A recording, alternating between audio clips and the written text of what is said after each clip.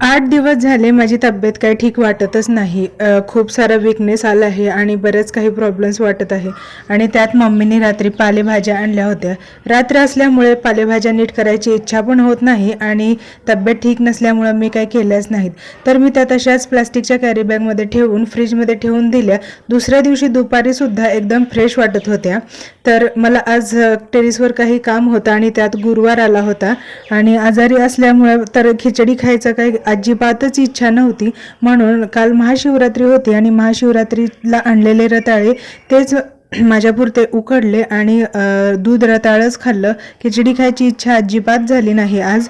आणि आता उन्हाळा येतोय तर उन्हाळा कामाला सुरुवात झाली आहे, तर त्याची तयारी आत्तापासूनच करायला सुरू केली आहे. घरच्या घरीच आम्ही शेवाया करतो, तर ते त्याच्यासाठी लागणारे गहू रात्री स्वच्छ धुवून तसेच बांधून ठेवले आणि दिवसभर उन्हामध्ये चांगले वाळवून घेतले आणि आता ते नीट करून ठेवून घेते. चला बाय बाय.